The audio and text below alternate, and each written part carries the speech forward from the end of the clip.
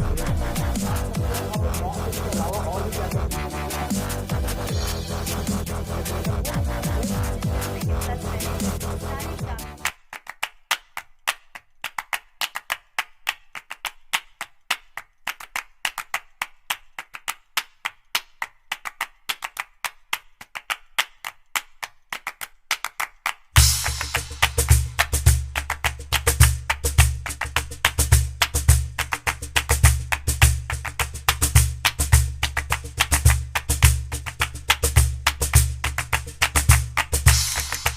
ठीक है।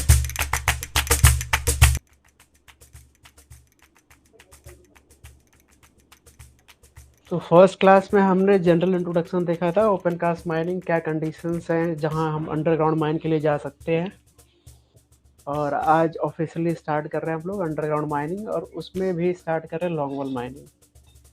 तो अगर सिलेबस आप लोगों ने देखा होगा तो सिलेबस में है method of long wall mining, जो है उसके अंडर है method of driving single and multiple heading gate road. हाँ, method of driving single and double heading gate road है। और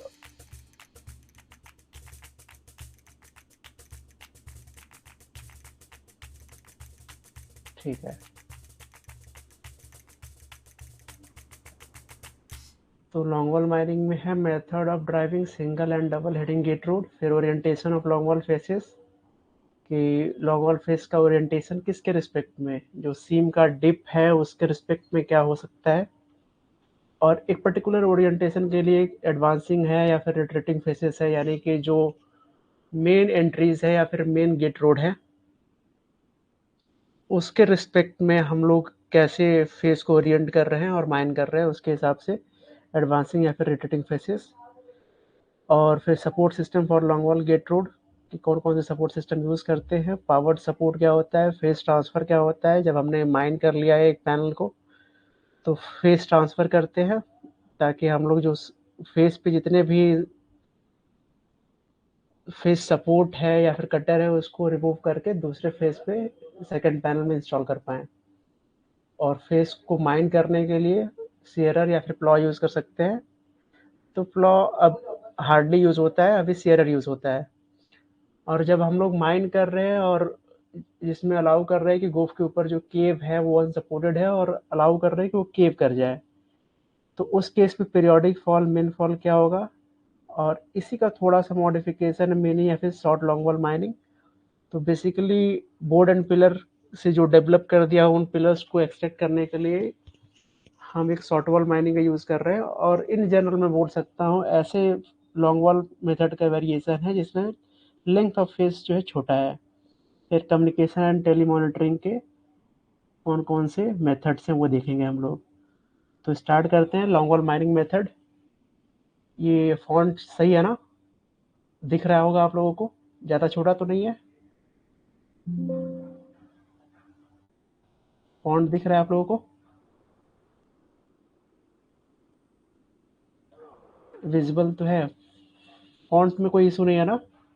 एक बार मैं फिर से शो करता हूँ आपको, जब इसको इनलार्ज करता हूँ तो आप लोगों को दिख रहा होगा, आई होप।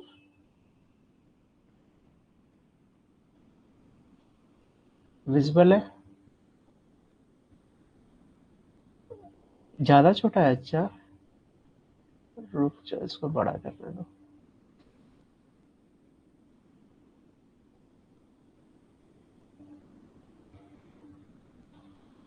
तो अभी विजिबल होगा शायद, इतने में दिख रहा होगा आप लोगों को। तो लॉन्ग वॉल माइनिंग मेथड होता क्या है, पहले तो ये बता दूं कि अंडरग्राउंड माइनिंग मेथड में जो दो फंडामेंटल जो बेसिक मेथड्स हैं वो कौन कौन से हैं, बोर्ड एंड पिलर और लॉन्ग वॉल। तो बोर्ड एंड पिलर में हम लोग जैसा कि बोर्ड जो टर्म यूज़ करते हैं किसके लिए यूज़ करते हैं, जो गैलरीज डेवलप करते हैं हम उसके लिए यूज़ करते हैं। और लॉन्ग वॉल में हम लोग जो यूज़ कर रहे हैं जैसा कि नाम इसका सजेस्ट कर रहा है लॉन्ग वॉल माइनिंग मेथड ना, तो इसमें एक कोल का long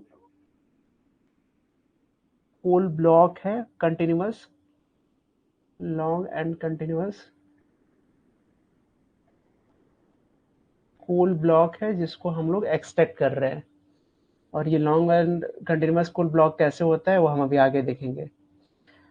So it is a method of mining consists of laying out long straight face either along deep rise direction or along the strike direction of the coal seam from which all the coal is removed in one working section in a series of operations maintaining a continuous line of advance in one direction and leaving behind the void जो कि इसको गोफी बोलते हैं which may be caved or stored with sand. इतना technical घुसने से पहले मैं आप लोगों को एक वीडियो दिखा देता हूँ ताकि थोड़ा सा आइडिया लग जाए अगर आप लोगों को नहीं पता होगा तो वैसे आप लोगों को पता ही होगा तो उसके लिए मैं एक इलस्ट्रेट करने के लिए मैं दिखा देता हूँ आपको कि होता क्या है तो देखना ध्यान से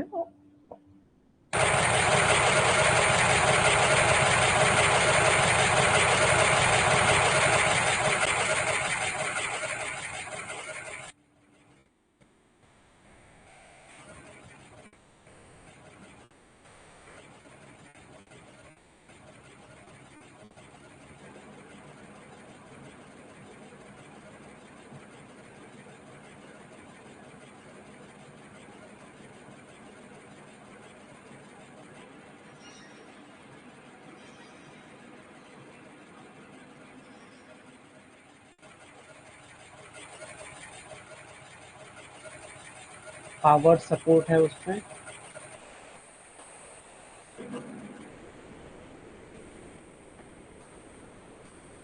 उसकी जो रेंजिंग आर्म्स है उसको लोअर कर सकते हैं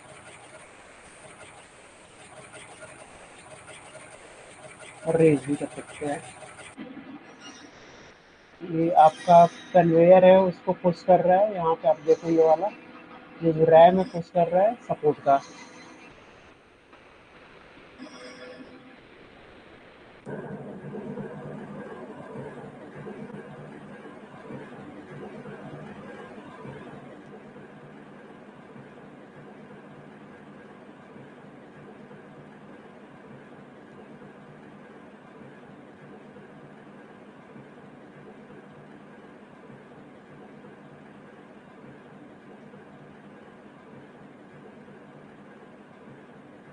ये सपोर्ट के अंदर चल रहा है जो पावर सपोर्ट है या फिर शील्ड सपोर्ट है उसके अंदर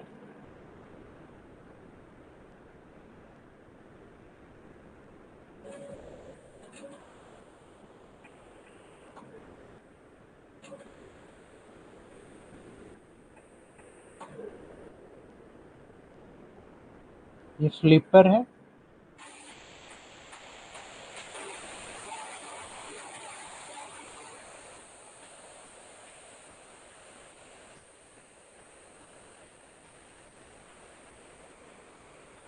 ये देखो फेस को सपोर्ट करके रखा हुआ है जो फेस स्प्रैग है या फिर इसको फ्लिपर बोलते हैं इन केस लूज कोल है तो सडनली ऐसे फॉल ना करे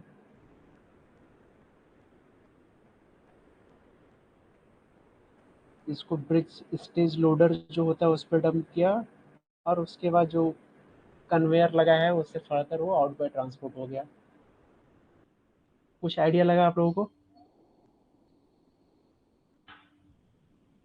सर स्क्रीन विजिबल नहीं है एमके बाकी लोग को विजिबल था अरे इतना मेहनत बर्बाद कर दिया आप लोगों ने एमके स्क्रीन विजिबल था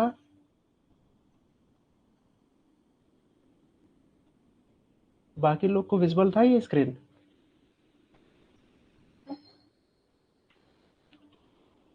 जल्दी से कमेंट करो अगर आप बाद में आए होगे तो एक इशू होता है तो मैं अभी करता हूँ एक सेकंड रुक जाओ अब शायद आपको विजिबल हो गया अब बिट ब्लर तो नेटवर्क इशू आपके एंड से है ना ठीक है अभी अब दिख रहा होगा मैंने डिस्कनेक्ट कर किया अभी हुआ हाँ तो अब जैसे इसमें इशू ये है कि आप अगर बाद में ज्वाइन करते हो तो नहीं दिखता है शायद तो मैंने तो यही फाइंड आउट किया है कि ऐसा ही इशू है तो फिर स्टॉप प्रेजेंट करके फिर करना पड़ता है तो जो पहले वाले लोग रहे होंगे उनको विजिबल रहा होगा हाँ और मेजरली इसका जो मेन ऑब्जेक्टिव है आप लोगों को एक आइडिया देना कि कैसा ये लॉन्ग वॉल कैसा ऑपरेट करता है देखो ये एक लाइव प्रोजेक्ट है इंक्लाइन से अंदर जा रहे हैं पाइपलाइन, गेट रोड, ये सब कुछ दिख रहा होगा।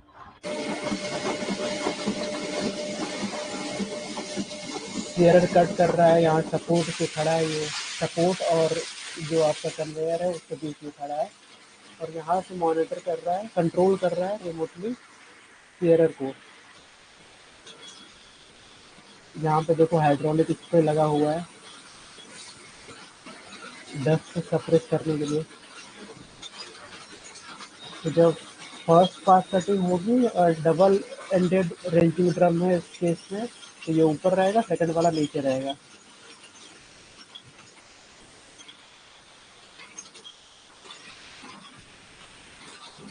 ये कट करके यहाँ से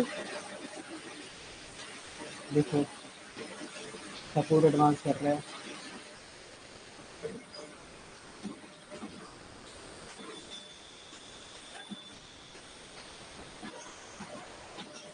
इसका मैकेनिज्म हम लोग देखेंगे कैसे ये एडवांस करता है।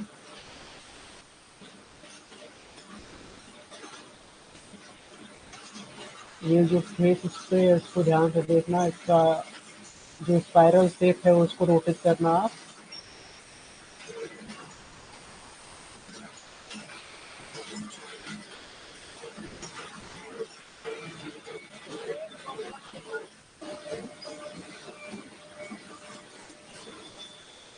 इसके वजह से कूल जो है फेस कन्वेयर जो लगा हुआ है यहाँ पे, जो कि चेन कन्वेयर है बेसिकली, उस पे आके ट्रांसपोर्ट हो जाएगा स्टेज लोडर पे।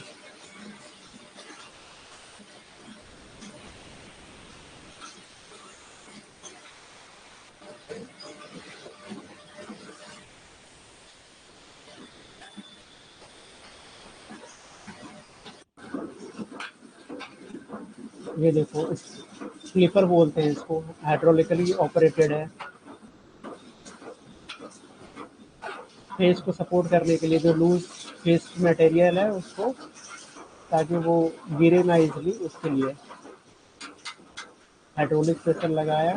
ये रेज हुआ लेग रोप के कांटेक्ट में आ गया, अभी ये ऑपरेट कर रहा है यहाँ से।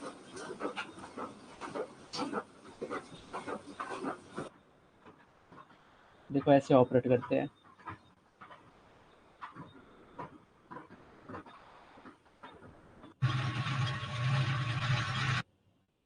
बस इतना एंटरटेनमेंट बहुत है। क्या कहना था सर, मेटल माइन के लिए क्लास यूज होता है क्या? मेटल माइन के लिए क्लास यूज होता है क्या? अ, अभी तो कॉल कर रहे हैं ना, आते हैं इस पे। तो हमें आइडिया क्या लग गया कि शेयर कैसे कट करता है, कैसे ऑपरेट करते हैं, ओवरव्यू मिल गया, ताकि जब मैं यहाँ पे बोलूँ कि ये ऐसा होता है तो आप कनेक्ट कर पाओ। तो लॉन्ग वॉल माइनिंग में हम लोग करते क्या है पहले, कि जैसे ये मान लो, हाँ, कोल को पहले हमने एक्सेस कर लिया। सपोज हमने शाफ्ट से एक्सेस किया, यहाँ पे कोल सिम थी, और एक्सेस करने के बाद हम लोग क्या करेंगे, अगर मैं टॉप व्यू बनाऊँ उसके बाद, तो सपोज ये कुछ उसका स्प्रेड ऐसे करके रहा होगा। यहाँ पे एक्सेस किया, सिंगल बना रहा हूँ, दूसरा शाफ्ट कहीं और होगा। यहाँ फिर हम लेवल ड्रॉ करेंगे, और लेवल क्या है, पहले तो शाफ्ट पिलर जो रहेगा उसके अराउंड वो छोड़ेंगे, और नेसेसरी डेवलपमेंट जो होगा शाफ्ट पिलर में, एक स्कीमेटिक डायग्राम है, तो शाफ्ट पिलर छोड़ना पड़ेगा। और शाफ्ट पिलर के अंदर हम लोग कुछ डेवलपमेंट करेंगे, ताकि जो मटेरियल है उसको ट्रांसपोर्ट कर पाएँ। दूसरा जो वेंटिलेशन है उसके लिए करते हैं, ठीक? तो मटेरियल, वेंटिलेशन, ये सब जो पर्पसेस हैं, उसके लिए हमने यहाँ पे क्या किया, शाफ्ट पिलर के अंदर कुछ डेवलपमेंट कर लिया। और एक चीज़ जो कल पढ़ाया था मैंने, कि इस एंड से इस एंड आने के लिए हम लोग बाईपास यूज़ करते हैं, एक छोटा-सा बहुत ही पतला-सा गेट रूट टाइप होता है, या फिर गैलरी टाइप होता है।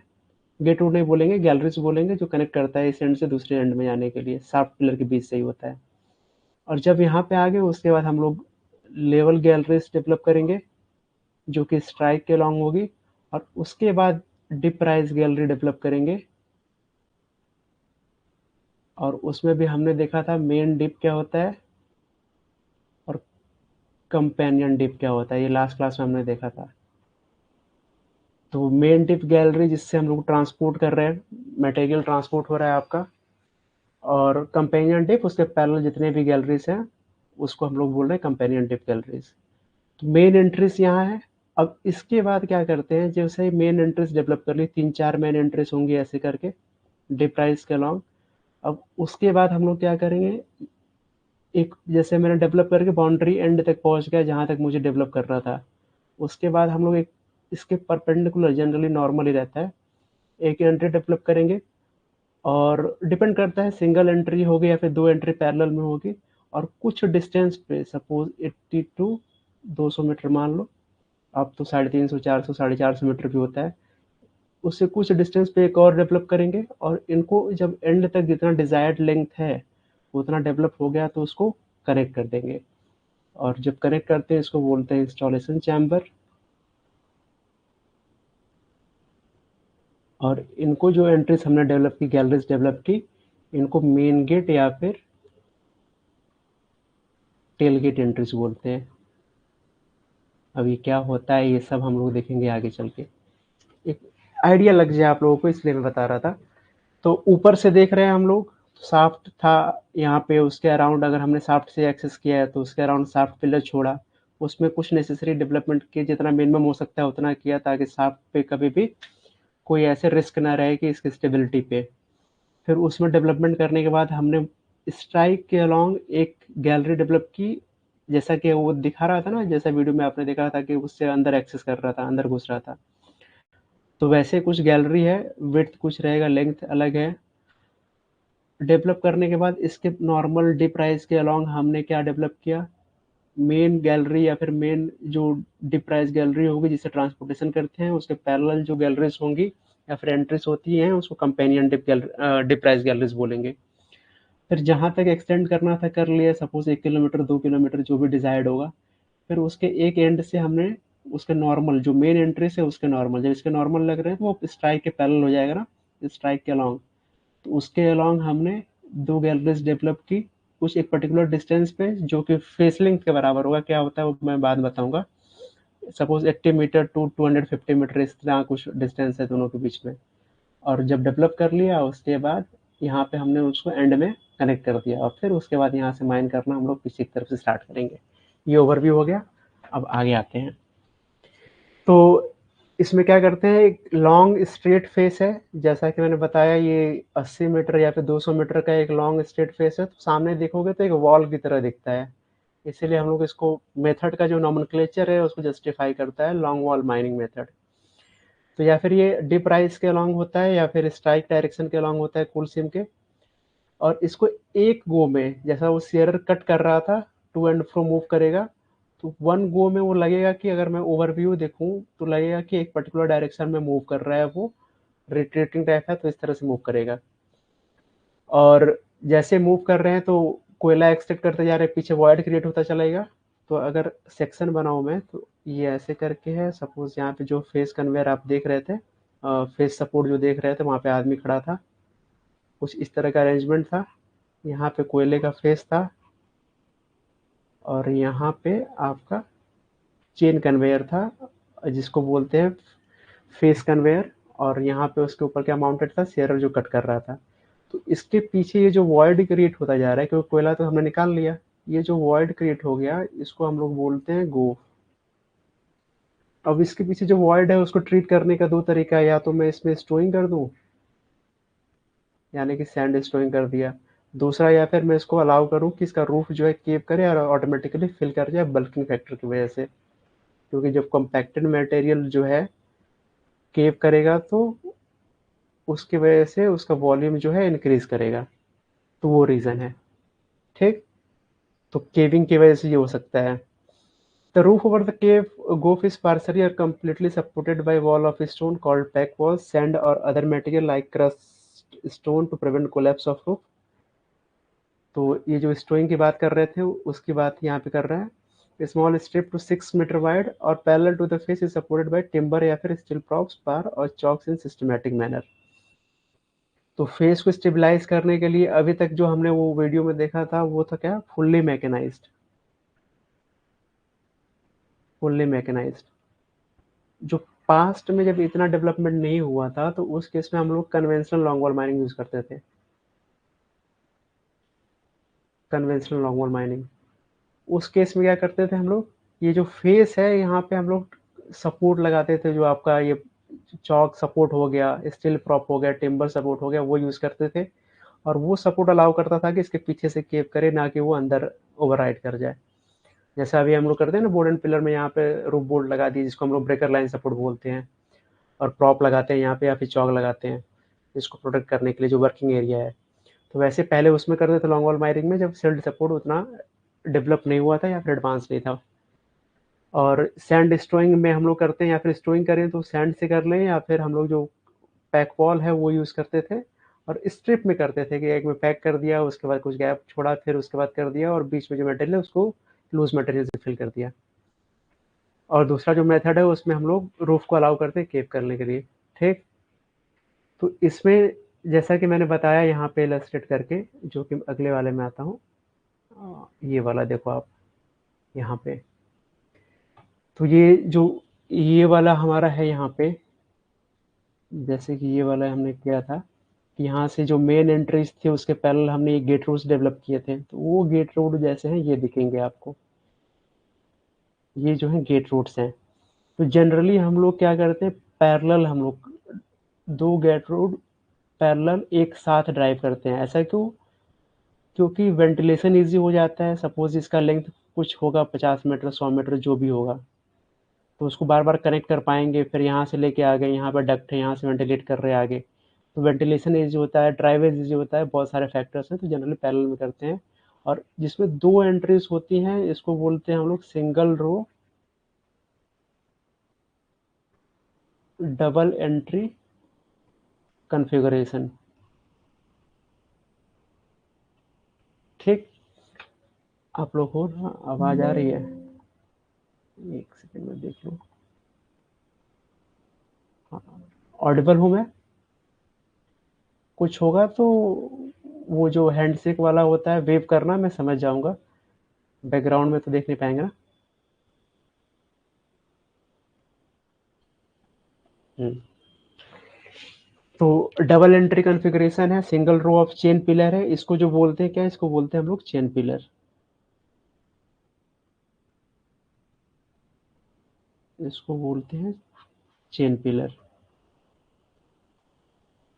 तो कई कई बार इंडिया में ऐसे एक्सचेंज करके वर्ड यूज करते हैं, चेन पिलर या फिर बैरियर पिलर। लेकिन चेन पिलर अलग होता है, बैरियर पिलर अलग होता है। तो इसको अभी हम लोग याद रखेंगे, चेन पिलर बोलते हैं।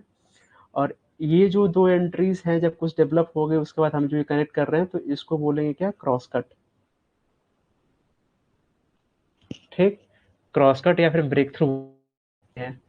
ठीक, तो डबल एंट्री हो गया, इसको फिर यहाँ से जो मेन एंट्री थी वहां से डेवलप करते करते हम लोग यहाँ पे आ गए इस एंड तक, फिर यहाँ पे आ गए इस एंड तक, फिर उसके बाद दोनों को कनेक्ट करते हैं आपस में। और इसको बोलते हैं हम लोग हमेशा इंस्टॉलेशन चैम्बर। ये जो गैलरी हमने लास्ट में डेवलप की है इन दोनों को कनेक्ट करने के लिए, इंस्टॉलेशन चैम्बर बोलते हैं। और जनरली इसका विड्थ जो होता है ज़्यादा होता है एज कम्पेयर टू आपका ये जो साइड में जो एंट्रीज है। क्योंकि यहाँ पे हमें क्या करना है, हमें यहाँ पे इंस्टॉलेशन चैम्बर क्यों बोल रहे हैं, क्योंकि हमें यहाँ पे सपोर्ट इंस्टॉल करना है। हमें यहाँ पे जो आर्मर्ड फेस कन्वेयर है, यानी कि जो बेल्ट कन्वेयर चेन कन्वेयर था, जो कट करने के बाद अगर यहाँ पे shearer to and fro motion कर रहा है, कोयला कट हो रहा है, ट्रांसपोर्ट करने के लिए गेट एंड पे, उसके लिए हम लोग एएफसी इंस्टॉल करना है हमें। तो एएफसी इंस्टॉल करना है, सपोर्ट इंस्टॉल करना है, एएफसी के ऊपर हमें शेयर इंस्टॉल करना है। तो ये सब यहीं पे इंस्टॉल होता है, तो इसलिए इसका नाम हमने रख दिया इंस्टॉलेशन चैम्बर। और जैसे ही ये एडवांस करता जाएगा उसके बाद क्या करेगा, यहाँ पे कोयला, सपोज यहाँ से कोयला ऐसे ट्रांसपोर्ट होके जा रहा है यहाँ पे, तो यहाँ पे एक और कन्वेयर होता है जिसको हम लोग बोलते हैं बीएसएल, यानी कि ब्रिज स्टेज लोडर। या फिर स्टेज लोडर सिंपली बोल सकते हैं। और ये जो होता है यहाँ पे कन्वेयर जो होगा, तो गेट कन्वेयर जो होगा इससे ट्रांसपोर्ट होके आउट बाई जाएगा, और यहाँ पे जो मेन कन्वेयर होगा उससे बाहर चला जाएगा। तो ये हुआ कोल्ड इवैक्यूएशन का प्रोसेस तो पूरा। और ये जो गेट रूट्स हैं, ये जो गैलरीज डेवलप की हैं, इन्हें हम लोग बोलते हैं गेट रूट्स या फिर गेट एंट्रीज। गेट रूट्स और गेट एंट्री बोलते हैं। और इसमें भी जो दोनों गेट रूट्स हैं, ये वाले साइड वाले, तो किसी एक साइड को हम लोग बोलेंगे मेन गेट या फिर हेड गेट, जिससे कन्वेयर लगा रहेगा, मटेरियल ट्रांसपोर्ट होगा। और दूसरे को बोलेंगे टेल गेट, तो जिसमें क्या होता है कि अगर कुछ मटेरियल सप्लाई करना है तो इसके थ्रू कर सकते हैं, या फिर ये रिटर्न की तरह काम करता है, रिटर्न एयरवे। मेन गेट से क्या होगा, एयर इनटेक करेगा, और ये ध्यान रखना कि इससे इनटेक करेगा, क्योंकि इस फेस की बात कर रहे हैं। इनटेक एयर यहाँ से जाएगा, फिर सर्कुलेट होते होते फेस के थ्रू जाएगा, और फिर उसके बाद ये रिटर्न एयरवे जो है इससे वापस चला जाएगा। और ये इसको बोलेंगे टेल गेट, इसको बोलेंगे हेड गेट या फिर मेन गेट। तो जो कन्वेयर है ट्रांसपोर्टेशन के लिए वो हमेशा मेन गेट में रखते हैं, क्योंकि फ्रेश एयर है वहाँ पे। और यहाँ से जो मटेरियल ट्रांसपोर्ट होके आएगा यहाँ पे ब्रिज स्टेज लोडर, फिर उसके बाद मेन गेट कन्वेयर पे आएगा, और इससे ट्रांसपोर्ट होकर बाहर चला जाएगा। तो ये पूरा का पूरा ये प्रोसेस है। और ये जो बैरियर पिलर है या फिर पैनल पिलर है, वो क्या होता है, कंटिन्यूअस कूल ब्लॉक होता है।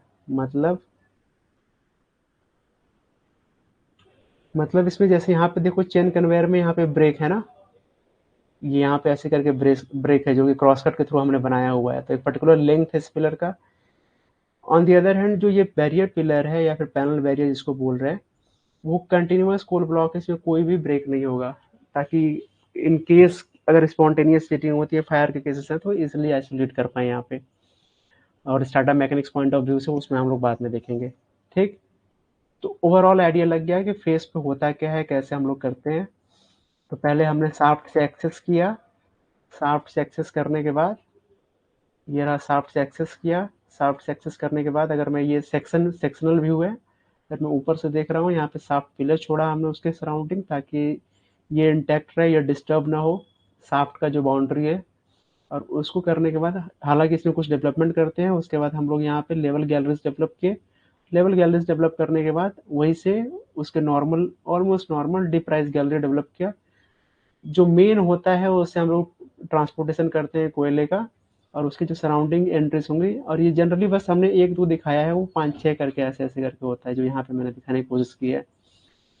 और जब ये डेवलप हो गया, एंट्री एंड तक कर लिया, मान लो जो माइन बाउंड्री या फिर जो हमारा पहले से ये डिजायर्ड लेंथ था वहां तक हो गया, उसके बाद हम लोग एंड से क्या करेंगे, नॉर्मल यहाँ पे एंट्रीज डेवलप की, जिसको गेट रोड बोलते हैं, गेट रोड को आपस में कनेक्ट करेंगे, जिसको इंस्टॉलेशन चैम्बर बोलते हैं।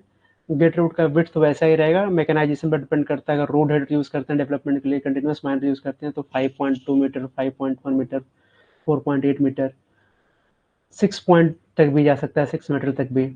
ऑन दी अदर हैंड अगर कन्वेंशनल मेथड यूज कर रहे हैं ड्रिल ब्लास्ट के लिए, तो 4.8 मीटर, 3 मीटर, 3.6 मीटर सफिशियंट है वहाँ पे। ठीक, और इंस्टॉलेशन चैम्बर यहाँ पे हमने लगाया, और इंस्टॉलेशन चैम्बर ड्राइव करने के बाद इंस्टॉलेशन चैम्बर को बोल रहे थे वो देख लिया। और ये जो डिस्टेंस है इनके बीच में, जो फेस लेंथ डिजायर्ड होगा उसके अकॉर्डिंग डिस्टेंस हम लोग करेंगे। आई होप इतना समझ में आ गया होगा। तो यहाँ पे फिर से आते हैं। तो gate road are connected forming a long wall panel. Long wall, तो ये देखो, long wall mining consist of formation of large pill by driving roadway called gate road. The gate road are connected forming a long wall panel. The long wall face may be laid either along the deep rise direction or advanced along the strike. Alternatively, it may be laid along the strike direction and advance along the dip rise direction. तो suppose ये strike है, ये dip है, तो depend करेगा कि हम किससे अलॉन्ग उसको ले कर रहे हैं। यानी कि अगर ये लॉन्ग वॉल फेस है जो रिट्रीट कर रहा है या फिर एडवांस कर रहा है, डिप राइज के अलॉन्ग कर रहा है, या फिर ये स्ट्राइक के अलॉन्ग कर रहा है, तो दोनों में से दोनों मेथड हो सकते हैं।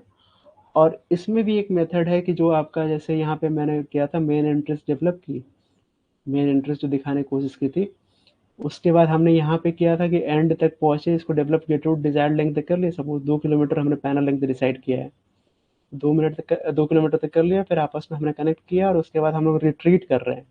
तो जो मेन एंट्रीज थी उससे हमने गेट रूट डेवलप किया, बाउंड्री तक जो भी हमने डिफाइन किया होगा वहां से रिट्रीट कर रहे हैं, तो इसको बोलेंगे रिट्रीटिंग टाइप,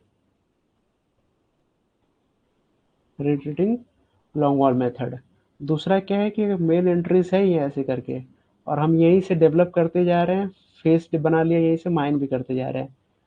तो हमने सपोज ऐसे करके कुछ पैनल का लेआउट रहा होगा, कुछ लेंथ इसको हम लोग आगे तक रखते हैं ताकि यहाँ पे आराम से कटिंग हो सके फेस से, और उसके बाद हम लोग एडवांस करते जा रहे हैं। और पीछे जो गेट रोड है इसको हम लोग स्टेबलाइज करने के लिए वो पैक वॉल लगा रहे हैं या फिर जैसे भी करके, तो हाईली सपोर्टेड गेट रोड है इसको स्टेबलाइज करने के लिए। टू द स्केल नहीं है, शायद थोड़ा सा डाउट है। The face length may vary from 80 to 300 meter and panel length from few hundred meter to 2 kilometer depending on the availability of area reserve available for longwall mining। एक second रुक जाओ, अभी ऑडिबल हूँ मैं? हाँ हाँ, एक सेकंड रुक जाओ।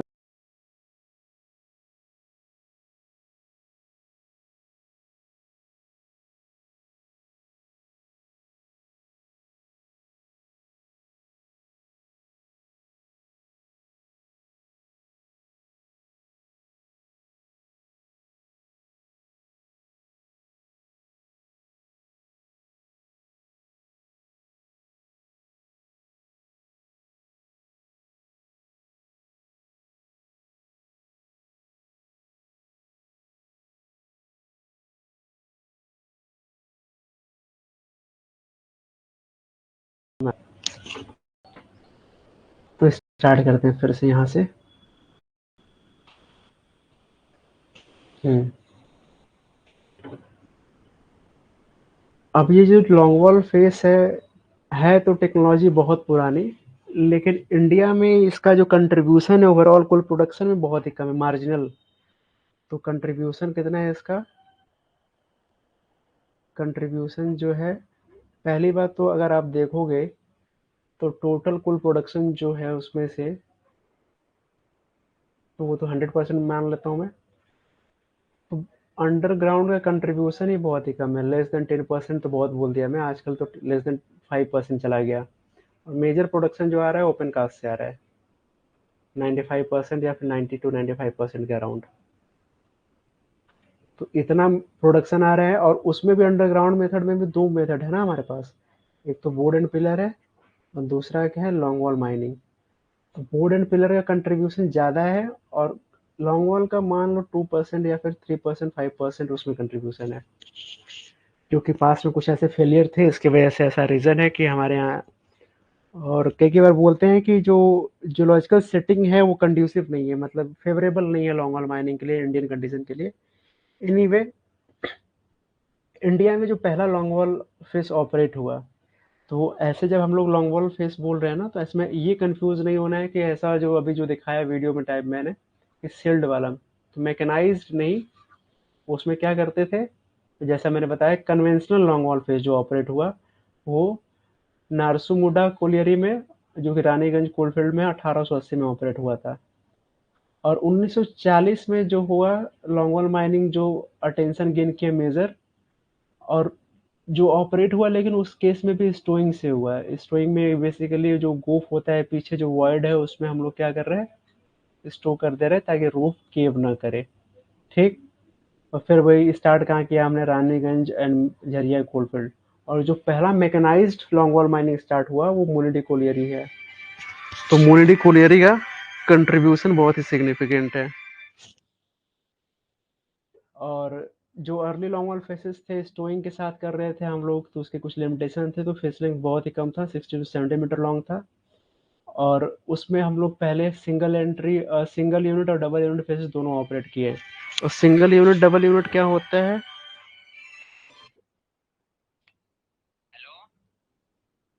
सिंगल यूनिट डबल यूनिट क्या होता है वो हमें समझना पड़ेगा। तो सिंगल यूनिट डबल यूनिट में देखें तो एक फेस है, ऐसा मैंने स्केल टू द स्केल तो बनाया नहीं है, तो वही फिर से मैं बता रहा हूँ, मेन एंट्रीज हैं ये ऐसे करके। मेन एंट्री से पहले ये गेट रूट डेवलप किया, सपोज 2 किलोमीटर या फिर 2.5 किलोमीटर तक इसका होगा लेंथ, कनेक्ट किया। सिमिलरली दूसरा किया, यहाँ से जो आ रहा है कोयला माइन हो रहा है, यहाँ से जो कोयला माइन हो रहा है, जो बीच में गेट रोड है उसके थ्रू एक कन्वेयर लगाया हुआ है, तो उसके थ्रू वो बाहर की तरफ ट्रांसपोर्ट हो रहा है। और बीच यहाँ पे ट्रंक कन्वेयर है जो कि फर्दर ट्रांसपोर्ट कर रहा है। तो दो फेसेस साइमल्टेनियसली ऑपरेट कर रहे थे, तो उसको हम लोग बोलते हैं डबल यूनिट फेस का, double unit long wall faces. ठीक, तो पहले हमने डबल यूनिट, अभी double unit long wall faces कहीं ऑपरेट नहीं हो रहे इंडिया में। अभी इंडिया में जो basically currently 3 long wall faces चल रहे हैं अभी, और वो कौन कौन से हैं? मोनिडी में, झांझरा में थिक सिम है, 4.5 मीटर के अराउंड, 5 मीटर के लगभग जाता है। और फिर है एक एटियाला लॉन्ग वॉल प्रोजेक्ट जो कि साउथ में SCCL के अंडर में आता है। तो ये 3 लॉन्ग वॉल फेसेस है। मोनिडी हाई डेप्थ है, इसका डेप्थ अभी 800 के लगभग पहुंच गया, 800-850 मीटर एवरेज डेप्थ।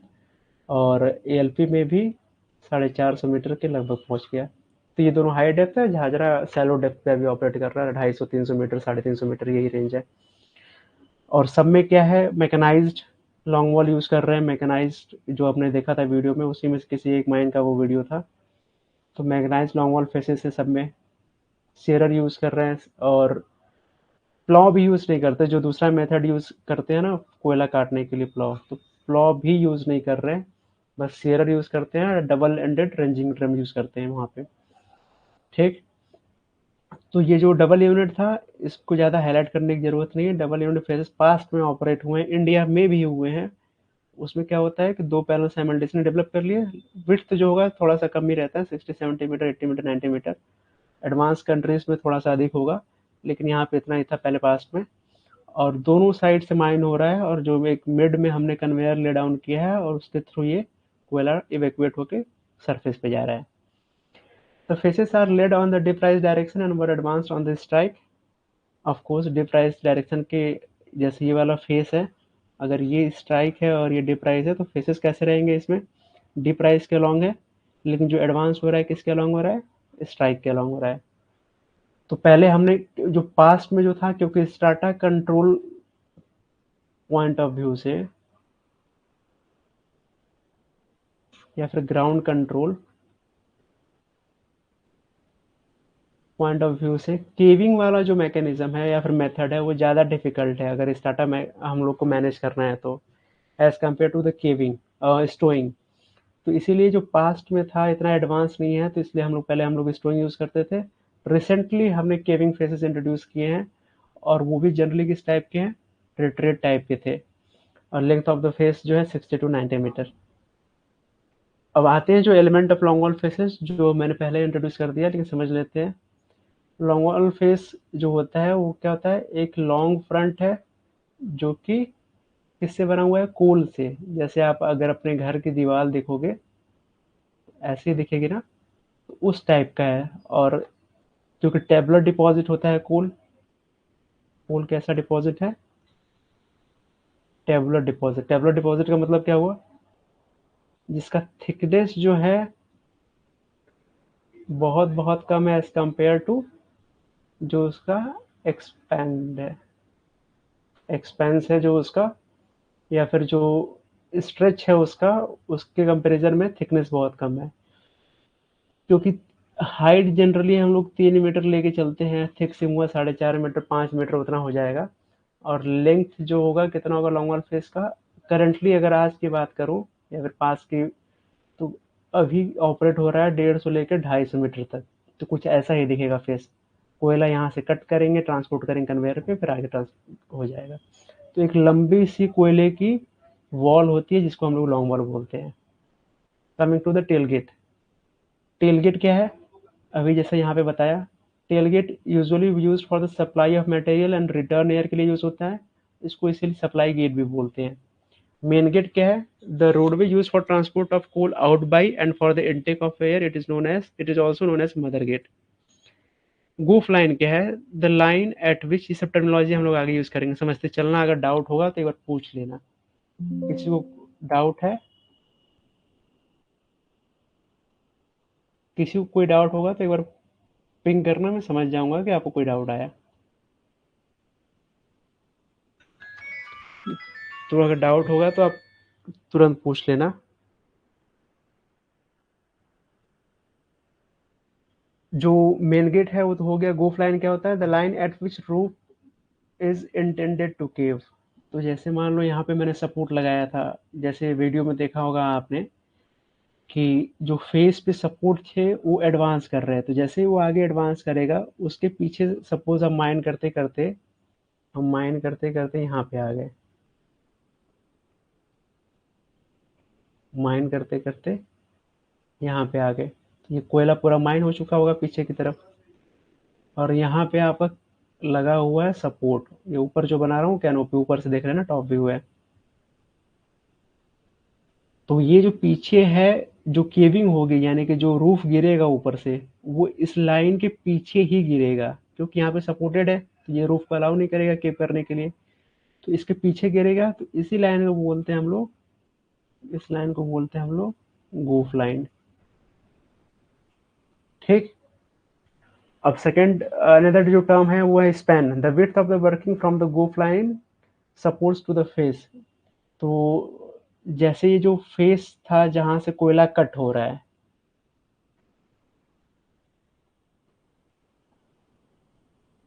हाँ, तो सपोज ये फेस है जहां से कोयला कट हो रहा है, और ये जो लास्ट एंड है इसका जहां से एक्सपोज्ड हो रहा है, इसको हम लोग बोलेंगे स्पैन।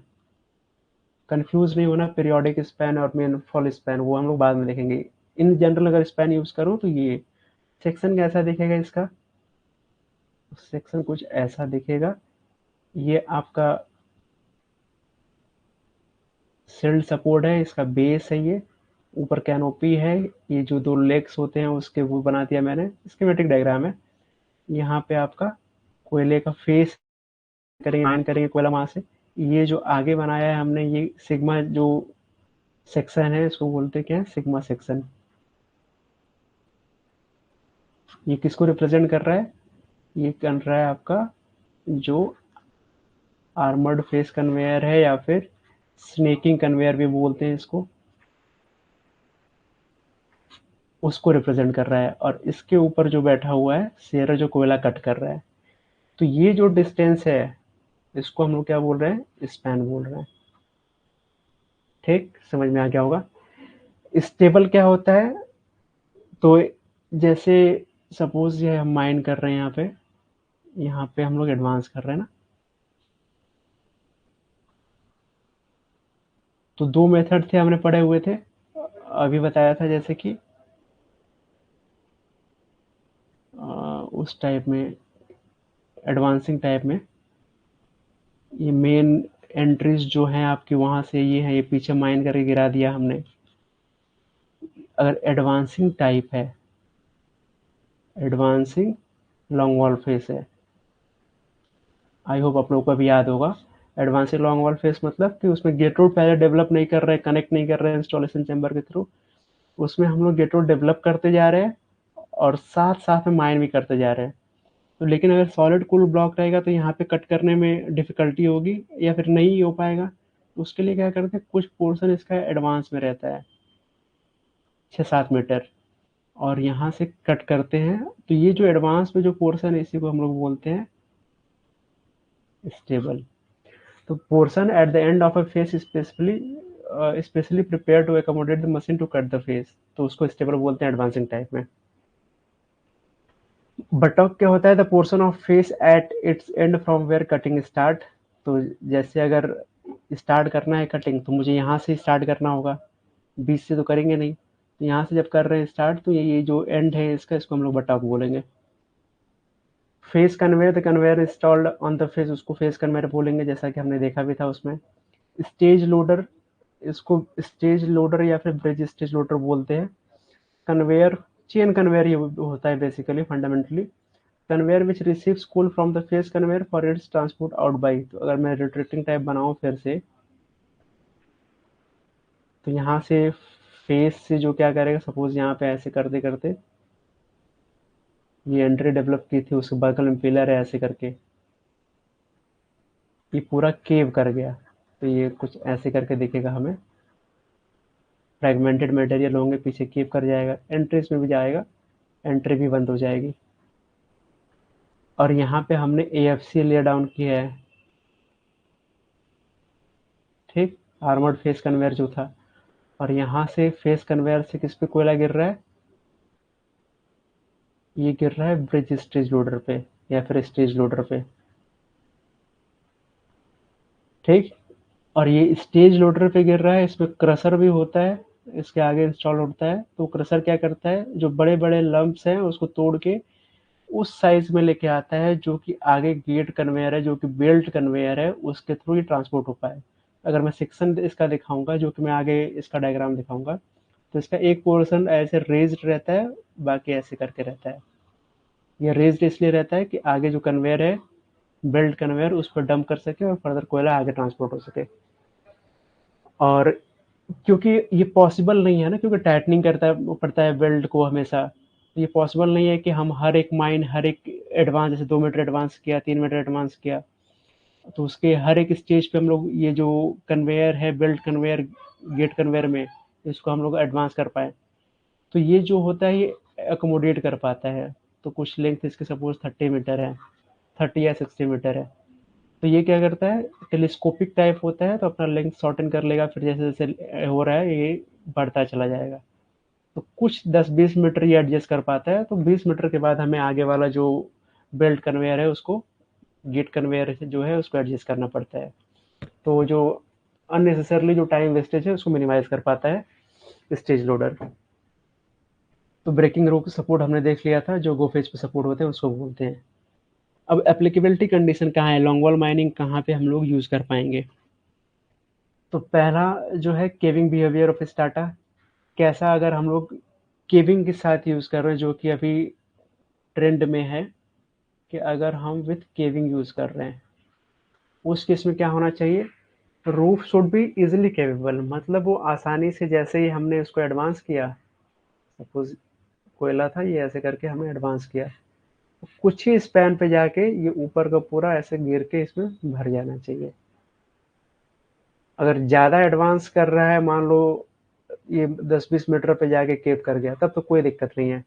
लेकिन अगर सपोज यहाँ पे 300, जैसे कि आपको याद होगा चर्चा डिजास्टर जो एक था, जिसमें सपोर्ट ऊपर पूरा बैठ गया था, उस केस में आगे एडवांस करता चला जाएगा, और ये जो पीछे स्पैन है, सपोज 100 मीटर हो गया, 80 मीटर हो गया, 90 मीटर हो गया, तो पूरा का पूरा जो मैक्सिमम जो लोड है वेटिंग होता है, सपोर्ट पे ट्रांसफर होता है, सपोर्ट ब्लीड करने लगता है, और बहुत सारे इश्यूज आते हैं फेस को मैनेज करने में। और इस केस में अगर ज़्यादा ओवरहैंग है, उसके बाद केप कर रहा है, तो एयर ब्लास्ट के भी चांसेस होते हैं। एयर ब्लास्ट मतलब कि ज़्यादा वॉल्यूम है, यहाँ पे एयर ही है पूरा भरा हुआ, जैसे ही सडनली ये केप करेगा, तो लार्ज फ्रैगमेंट केप करेगा, तो ये पूरा एयर पुश करेगा बाहर की तरफ, गेट रूट की तरफ, और एक हाई वेलोसिटी के साथ एयर जाता है, और उससे रिस्क होता है किसको, जो माइनिंग पर्सनल है वहाँ पे काम कर रहे हैं, या फिर जो मशीनरी है उनको डैमेज होने के लिए। तो consistently safer and productive operation of longwall faces is very difficult in adversely caving strata condition unless proper planning and reasonable solutions are not readily available for timely management of impending problems. कहने का मतलब ये है कि पहला तो क्या होना चाहिए कि इजिली केवेबल होना चाहिए। और सपोज मान लो इजिली केवेबल नहीं है, केविंग विथ डिफिकल्टी है, तो केविंग विथ डिफिकल्टी में क्या करेंगे हम लोग, मतलब कि जैसे हम लोग एडवांस कर रहे हैं वो इजिली केव नहीं कर रहा है, उसमें केस में क्या करेंगे, हम पीछे होल ड्रिल किया, ब्लास्ट कर दिया, हाइड्रोलिक फ्रैक्चरिंग कर दी, तो जो स्टार्टा इतना हार्ड था उसको सॉफ्टन कर दिया ताकि वो इजिली केप कर जाए। तो कुछ इसका अल्टरनेटिव है, तो एक टाइमली मैनेजमेंट हमें करना है जो इम्पेंडिंग प्रॉब्लम है उसको रिजॉल्व करने के लिए।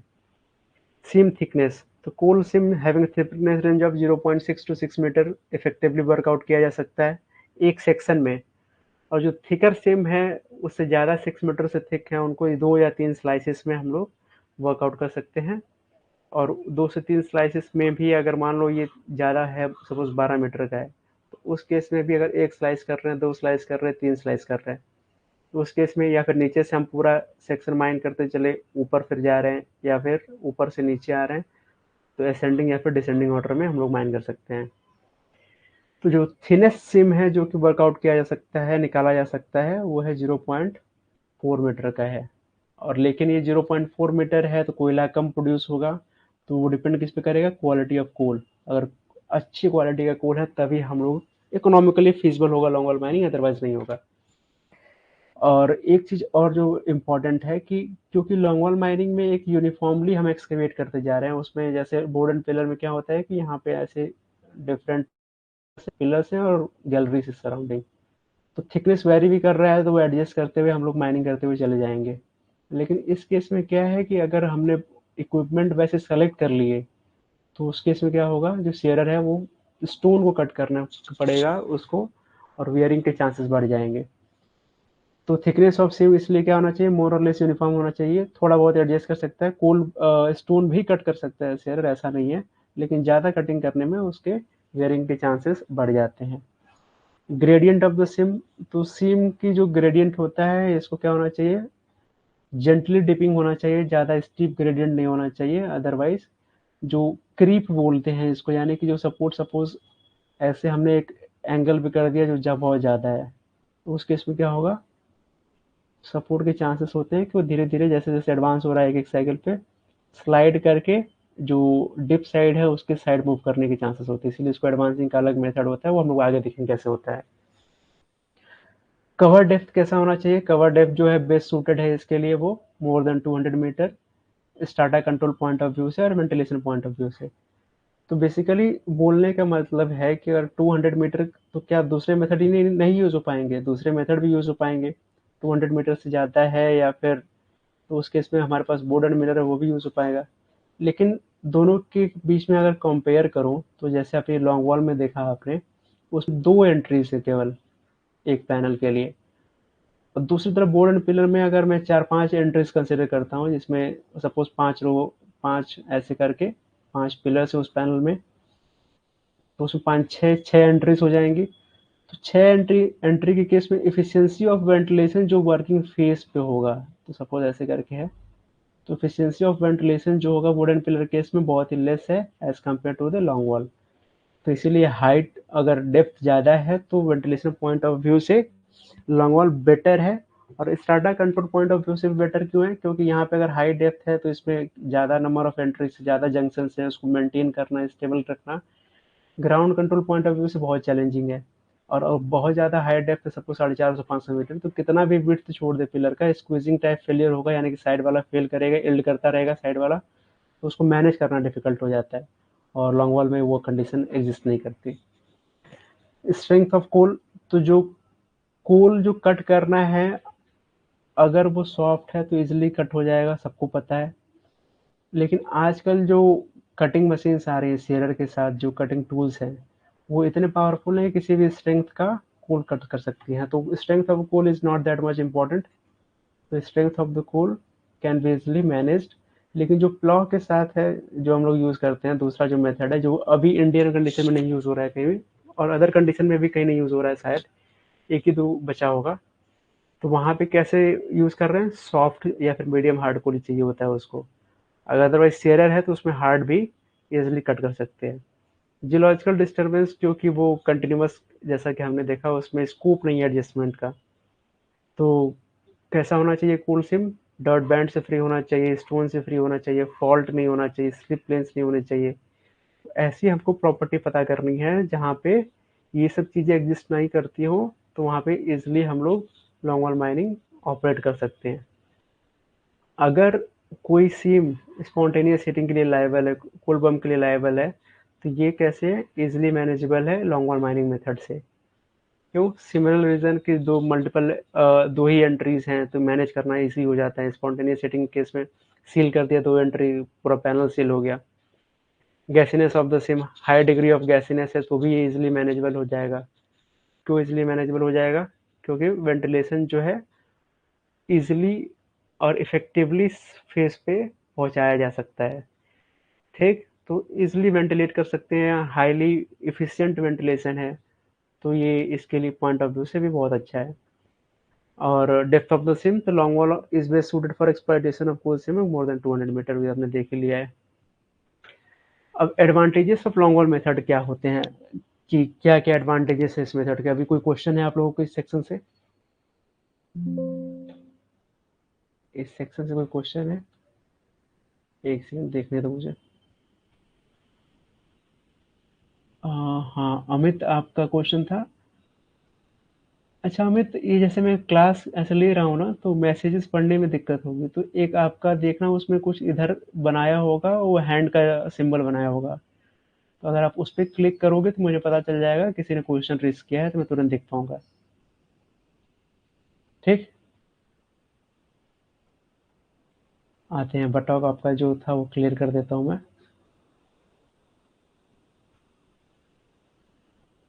इस टेबल के बारे था।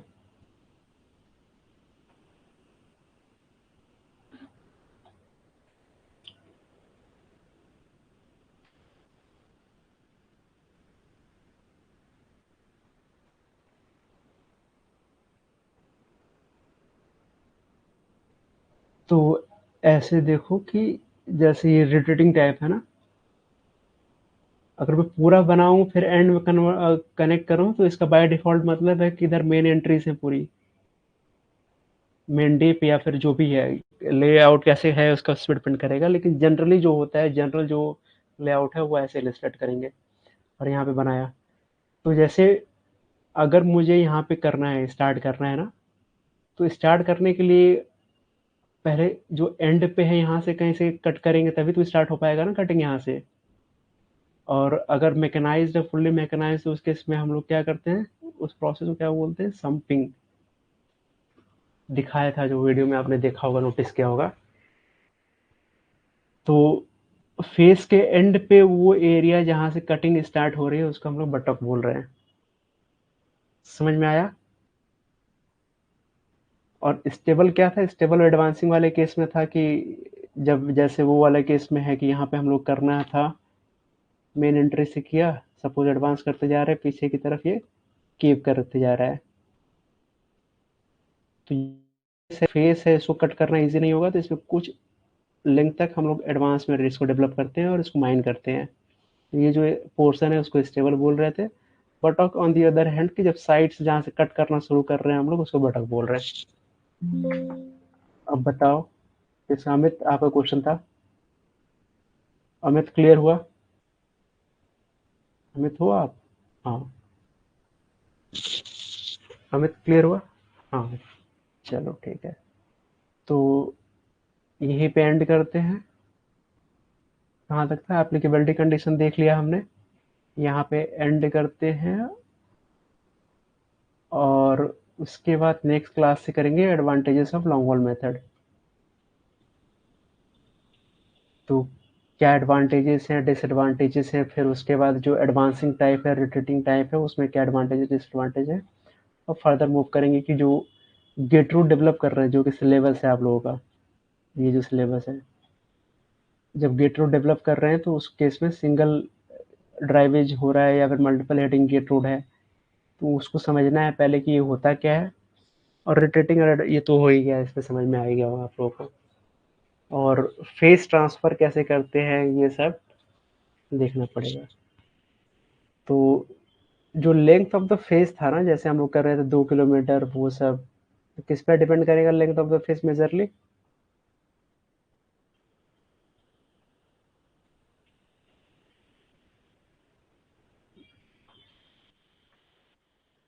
तो ऐसा लेंथ ऑफ द फेस रहना चाहिए कि वो with in the time duration, अगर 9 मंथ है हमारा, तो उसके अंदर अंदर वो एक्सट्रैक्ट किया जा सके, तो वो बड़ा इंपॉर्टेंट है। ठीक। तो उस पर भी डिपेंड करता है, वो देखेंगे अगले क्लास में कैसे क्या करना है।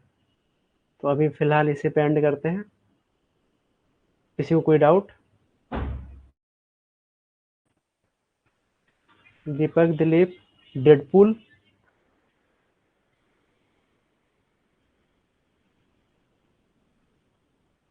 कोई डाउट है? आई होप समझ में आ गया होगा। Basically as it is word याद करने से मतलब नहीं है, उसको आप इमेजिन करते चलो, विजुलाइज करते चलो, तो आपके लिए बेटर होगा। तो उस टर्म में देखना। एंड करते हैं, आई होप कि आप लोग को डाउट ना हो। 1 मिनट और देख लेता हूँ मैं। किसी को डाउट है? हाँ। No sir, Deadpool.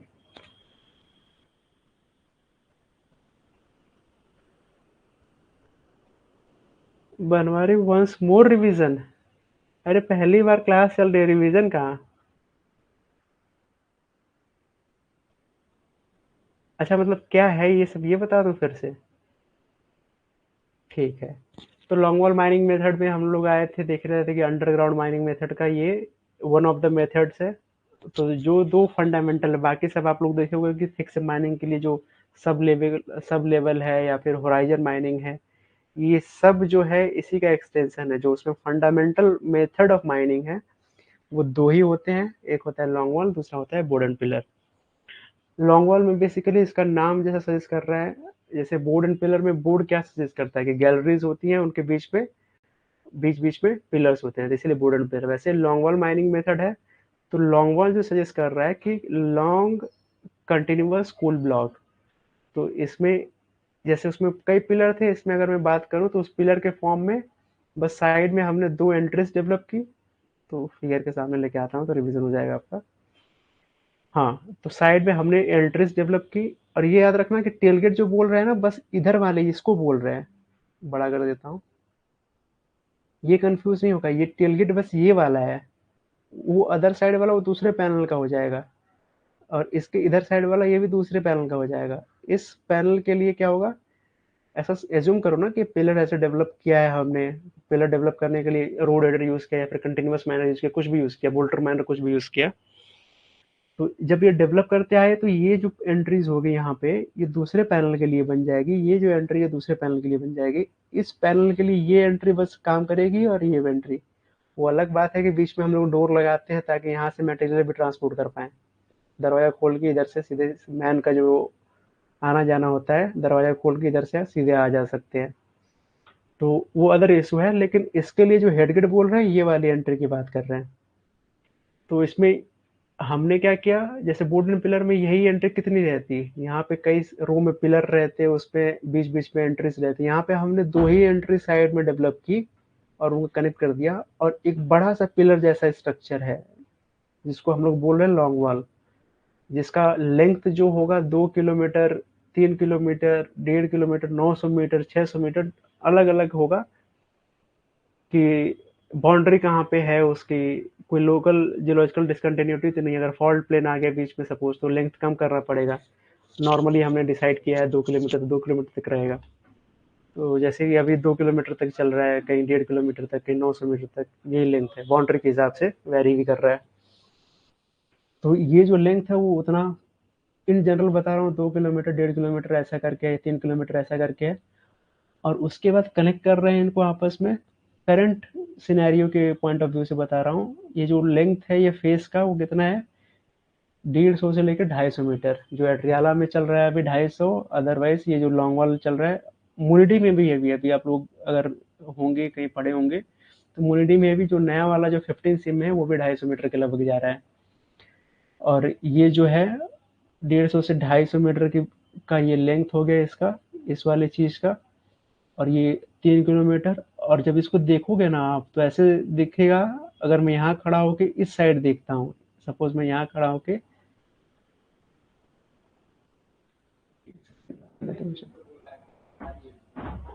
अगर मैं यहाँ खड़ा होके, ये तो टॉप व्यू है ना, तो ऐसे इमेजिन करो यहाँ खड़ा होके इस साइड देखते हो तो आपको दिखेगा कि एक दीवार जैसे दिख रही है कोयले की, जो कि थिकनेस के हिसाब से सेम का जो थिकनेस होगा वही होगा 3 मीटर सपोज।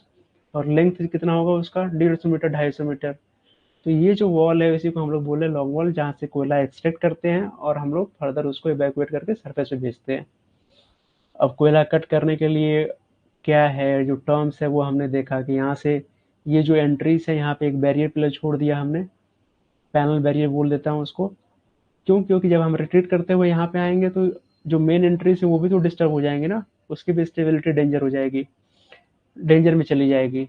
तो उसको अवॉइड करने के लिए हम लोग एक पर्टिकुलर विड्थ का, suppose 120 metre, 100 metre, 80 metre, 90 metre, जो भी विड्थ है जिससे वो मेन एंट्री जो है स्टेबल हो सके, उतना विड्थ छोड़ दिया।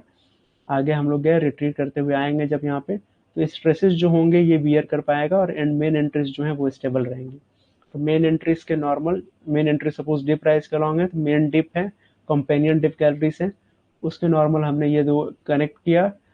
तो तो इसको टेल गेट डेवलप किया, इधर मेन गेट डेवलप किया, इंस्टॉलेशन चैम्बर से दोनों को कनेक्ट किया, इंस्टॉलेशन चैम्बर हो गया, फिर वहाँ से रिट्रीट करना स्टार्ट किया।